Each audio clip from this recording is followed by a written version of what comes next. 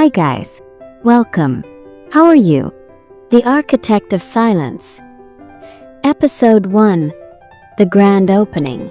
The air of unearned triumph. For Elias Vane, the scent of fresh lacquer and expensive aged scotch was the smell of validation. 10 years of ramen and relentless code, transforming his small firm, Ether Design, from a concept sketched on a napkin into the technological backbone of the entire Thorn Group hotel chain. Tonight, the azure spire glittered against the city skyline, Elias's magnum opus. He designed the kinetic facade, the smart lighting systems, the self-regulating energy grid. This was his, not just a building, but a monument to his mind. He stood near the expansive marble bar, feeling the slight tightness of his rented tuxedo. He wasn't comfortable in this crowd of glittering socialites and media moguls. He belonged in front of a monitor, lines of code his language. But tonight, he was ready to step into the spotlight. The co-creator who delivered the Thorn Group's future. His gaze found Chloe across the room. She was magnificent, draped in a deep sapphire dress that matched the blue of the city lights reflecting in the skyscraper's glass. She was his entire world, his anchor in the Thorn Group's dizzying world of pretense. She was the one who kept repeating, "Tonight, Elias. Tonight you stop being the tech guy and start being the name." Her smile, usually so warm and genuine, seemed strained, almost brittle, as she tracked the movements of Marcus Thorn. Marcus, the heir, was already on the main stage, basking in the glow of the spotlights. He was the golden boy, possessing an effortless charisma that Elias, with his anxious energy and technical focus, could never mimic. Marcus had the Thorn name. Elias had the genius. Elias always thought that was a fair trade. The knife twist of recognition. The rhythmic pulse of the jazz band faded as Marcus tapped the microphone. The roar of the party instantly hushed, every pair of eyes fixed on the man who would inherit billions. "Welcome everyone to the Azure Spire," Marcus's voice boomed, perfectly modulated for the high ceilings. "Tonight is about legacy. It's about ambition. It's about the vision that will redefine luxury hospitality for the next century." Elias felt a nervous knot tighten in his stomach. This was the moment. He gripped the edge of the bar, anticipating the shout-out, the public handshake, the validation that would silence every skeptic who called him just a vendor. "And while many hands touch a project of this scale," Marcus continued, his eyes sweeping over the crowd with theatrical dramatic pause, "there is one figure whose singular focus and innovative genius drove the entire structural and technological execution. A mind whose approach is the only reason we stand here tonight. The future of the Thorn Group, and the true architect of the Azure Spire." Elias took a deep, shaky breath, already rehearsing his humble acceptance speech. "Thank you, Marcus. It's been an honor." Marcus's eyes stopped, landing not on Elias, but on the woman who gracefully stepped up beside him. "Please welcome my new partner, and the co-founder of the future of the Thorn legacy, my sister Sarah Thorn." The applause was thunderous. The room erupted. Elias Vane didn't move. He felt the blood rush from his head, leaving him dizzy and cold. Sarah, his younger sister, Sarah Vane. She stood there, radiant, accepting the applause. Elias felt the immediate, sickening physical sensation of being erased. Sarah had just graduated from business school and had spent a few months on the marketing team. She knew nothing about structural tech. The sisters' Indifference. Elias didn't walk. He stumbled toward the stage, weaving through the oblivious crowd. He finally saw Sarah's face clearly. She met his gaze, and there was no shame, no flicker of sibling loyalty, only a hard, blinding ambition. Marcus continued, unaware or uncaring of Elias's presence just below the stage. Sarah will now be taking the lead on all future architectural and design direction for the entire Thorn portfolio, effective immediately. Her business acumen, combined with her unmatched structural vision and ability to execute on our family's direction, is the new face of the Thorn Group. The phrase "unmatched structural vision" was a direct, mocking plagiarism of Elias's own pitch material. Elias's eyes snapped to Chloe, who was standing at the edge of the stage.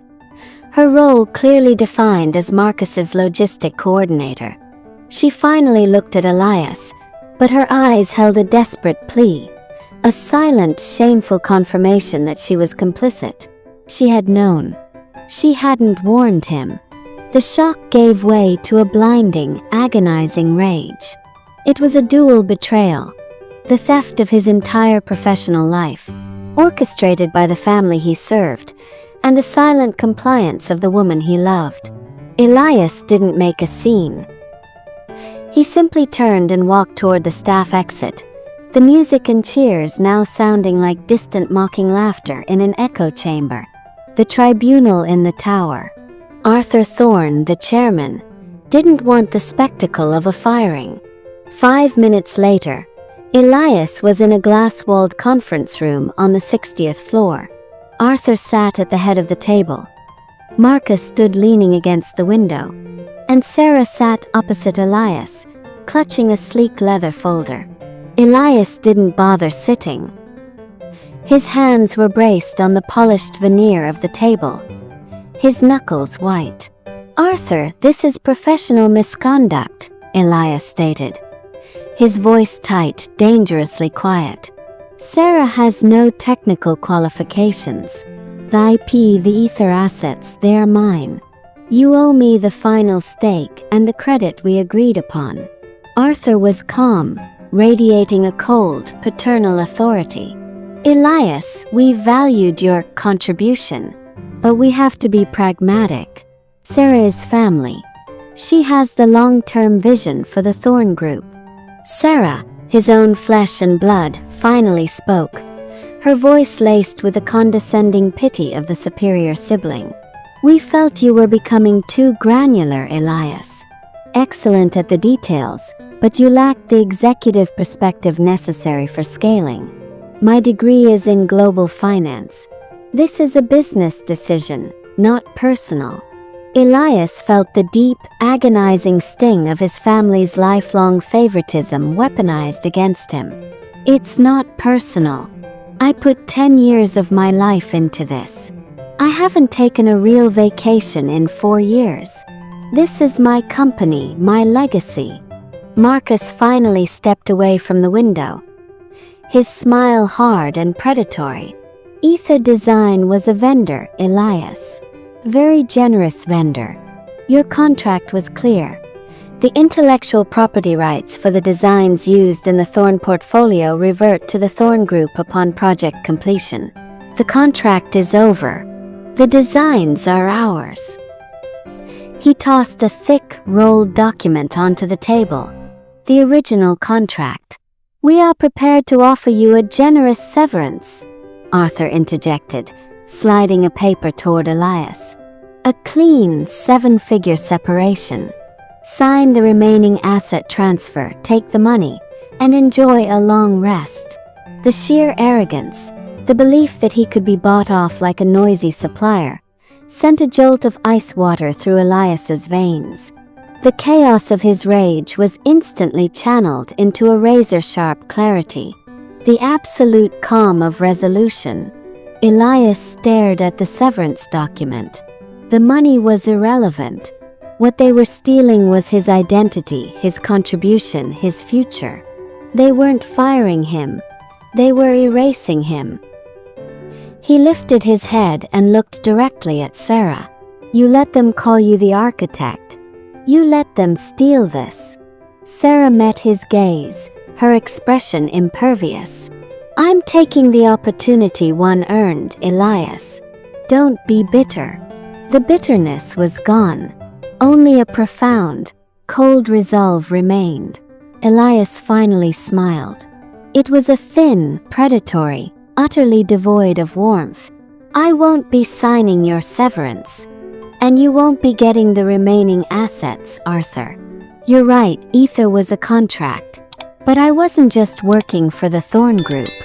I was working on the Thorn Group. Arthur and Marcus exchanged looks of confusion.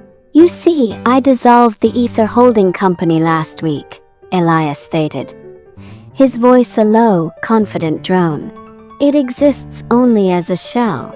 The true IP, the ongoing proprietary code for the next generation of our tech, was never in that contract. I retained it through a separate protected entity. More importantly, the key contracts with your top 3 hardware suppliers and the core talent of the engineering team have all been quietly transferred to the new entity. You have the name and the building. I have the future. Marcus's jaw tightened, the smugness instantly replaced by shock. You're bluffing. You wouldn't risk being blackballed. Risk? Elias chuckled, a dry, unpleasant sound. He leaned in, his voice dropping to a near whisper. I have nothing left to lose, Marcus. You taught me that tonight. You bought this grand tower, but I own the blueprints for your entire financial foundation. Arthur's face was now a dangerous shade of crimson. You walk out of this room, Elias, and I will personally see to it that you are completely unemployable. Elias grabbed the severance document, tore it precisely in half, and let the pieces fall onto the table. You can have the city, Arthur, Elias said, his gaze fixed on Marcus. I'm going to spend the next 5 years watching the entire dynasty crumble. Vow. He turned and walked out, leaving the stunned silence of the boardroom behind him. He ignored the frantic calls of Arthur and Marcus. He took the staff elevator down, the polished glass reflecting the cold fury in his own eyes. As he reached the street level, the humid Miami air was a sudden, sharp contrast to the air-conditioned tomb of the tower. He pulled out his personal, untraceable phone. He sent a single coded message to his 2 most loyal engineers, the ones who always resented Marcus and Sarah's arrogance. Initiate Project Chimera. Clock starts now. He looked up at the azure spire, its lights mocking his failure. But the pain was gone. In its place was an immense, chilling resolve. He realized his emotional investment had made him weak. Now he was clean. He was free. He had been betrayed, and in return, he would deliver a slow, calculated, silent devastation. He started walking, putting distance between himself and the building that was now nothing more than a giant monument to his future revenge. The world thought Elias Vane had been defeated. They thought they had seen his last stand. They were wrong. The architect of silence had just begun building his most destructive masterpiece, the new skin. 5 years ago, Elias Vane walked out of the azure spire and vanished. He didn't scream, he didn't beg, he simply evaporated. In the interim, he had shed his old skin. The frantic, slightly rumpled architect was gone, replaced by Elias Thorne, a name he adopted from his mother's side. A name that sounded just as powerful as the dynasty he intended to destroy.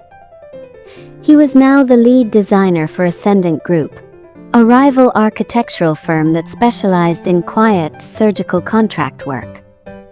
His new office was minimalistic, brutalist, all concrete and sharp, unforgiving edges, perfectly reflected his new philosophy. He no longer sought praise, he sought leverage. Marcus Thorne's face, smug and confident, stared back at Elias from the cover of Global Finance magazine. The headline lauded the Thorne dynasty's unstoppable ascent, highlighting their new $500 million project, the Olympus Tower, the biggest, most ambitious venture yet. Elias tossed the magazine onto his polished desk. Unstoppable. We'll see about that. His phone buzzed. It was a secure line from Leo, his former lead engineer and the first key ally in Project Chimera. Leo, who had quit the Thorn Group 3 years prior, had been quietly tracking the Olympus Towers procurement process. The pitch is set, Elias. They bought it hook, line, and sinker. Leo's voice crackled. They think Ascendant is the only firm capable of handling the structural tech integration. They need you. Elias allowed himself a cold, brief smile. Marcus's arrogance was his biggest weakness. He would never suspect that the best designer in the country, the only one who could handle a project of this scale, was the man he publicly humiliated and swore to blackball. The blackballing attempt had failed miserably because Elias was too talented to ignore. The return of the ghost. The next morning, Elias stood in the elevator of the Thorn Group headquarters. He wore a custom-tailored dark gray suit that felt like armor. His reflection showed a man who had mastered the art of impassivity.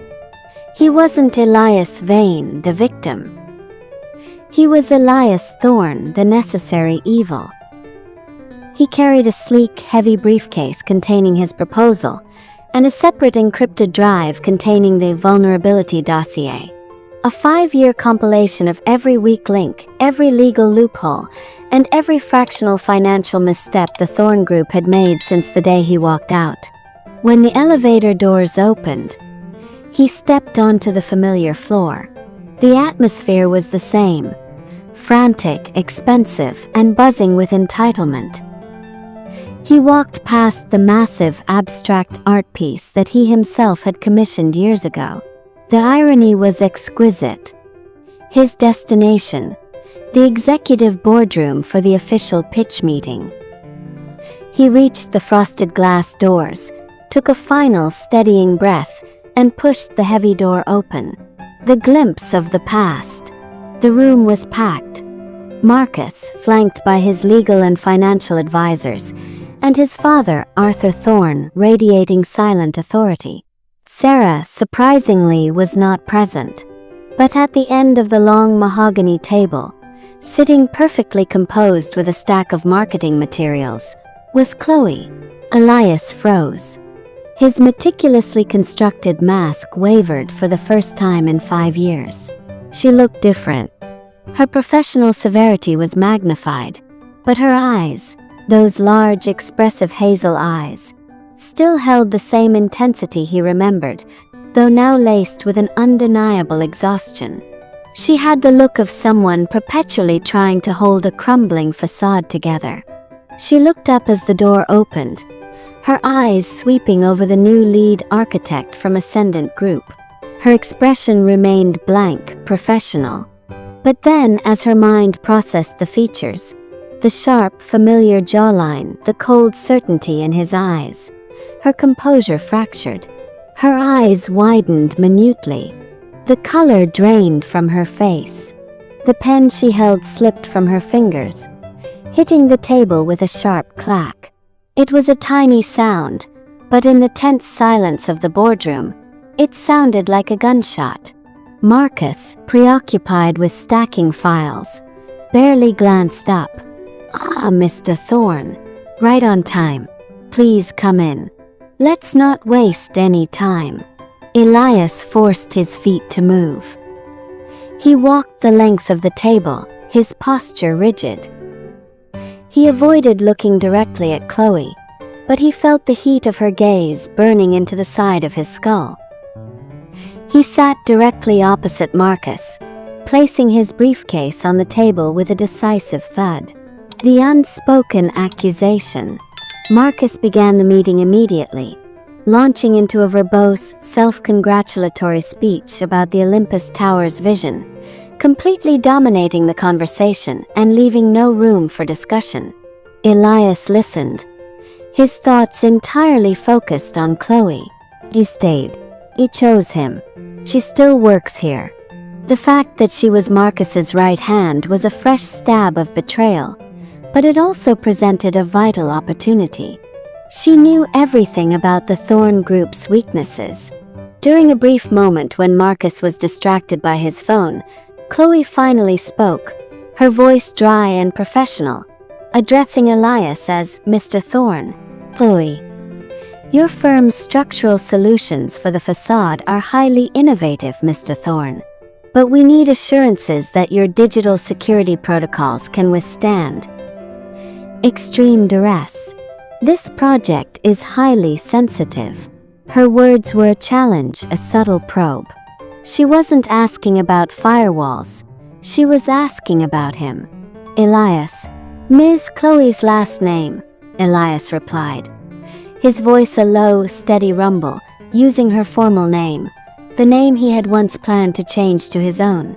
Our security protocols are designed to protect against threats from all angles, external and internal. He let his eyes meet hers for the first time since he entered the room. Her breath hitched, a faint, almost imperceptible sound. The air between them crackled with the 5 years of silence, anger, and history. Marcus, finally looking up, oblivious to the emotional explosion that had just occurred, cut in smoothly. Well, there you have it, Chloe. Ascendant is the best. Let's move on to the payment schedule. The first weapon. The meeting concluded with the Thorn Group formally accepting Ascendant's, Elias's, proposal. Marcus shook Elias's hand, his grip confident and condescending. Marcus. Welcome aboard, Elias. It's a good thing you changed your name. It sounds so much more authoritative. Elias simply nodded. I believe in authority that is earned, Marcus. As the other advisors filed out, Elias lingered. Chloe was busy stacking papers, clearly desperate to avoid a private moment. Arthur and Marcus were deep in conversation near the door. Elias walked slowly to the end of the table where Chloe stood. He lowered his voice, just loud enough for her to hear. Elias. I hope your marketing strategies have improved, Chloe. They'll need to be flawless to cover the sheer cost of the inevitable structural remediation this tower will require. Chloe froze, her spine rigid. She slowly looked up, her expression a mix of terror and comprehension. Chloe. What are you talking about? She whispered. Elias. The Foundation reports, Chloe. I remember the original ground surveys. Marcus didn't follow the geotechnical recommendations 5 years ago on the first tower. Corner was cut. He didn't think anyone would notice the long-term stress. Elias's voice was utterly devoid of accusation, just clinical fact. The Azure Spire is fundamentally compromised, and the Olympus Tower is being built on the same fault line, a structural lie. He paused, letting the implications sink in. He knew the deepest, darkest secret of the entire Thorn legacy. It's a beautiful design, though, Elias concluded, giving her a small, cold smirk. Your engagement ring was beautiful, too. But both were built on a lie, weren't they? He walked toward the door, leaving her breathless and shattered. The forbidden sketch, Cliffhanger. Elias reached the elevator, his heart finally beginning to pound. He had done it. He was inside the walls. As he waited for the elevator, he checked his briefcase. Tucked into an interior pocket, he found a folded piece of thick paper. It wasn't his. It was a simple old sketch of the Azure Spire's lobby, a preliminary concept sketch he had drawn years ago, a sketch only Chloe would recognize and still possess. Written quickly on the back in faint pencil was a single sentence. Don't build on 17B. Call me. 17B was the designation for the precise corner of the Foundation where the original, fraudulent geotechnical report was filed. Elias's hands went cold. She hadn't just recognized him, she had acted. She was either a spy for Marcus, desperate to trap him, or a desperate ally, willing to risk everything to undo her past betrayal. He didn't know which was more dangerous. He looked at the number scribbled below the warning. It was a burner cell number he didn't recognize. H. Elias looks down at the paper. The face of the woman who betrayed him is now offering him the key to the Empire's destruction. He carefully pockets the note. Does he trust her?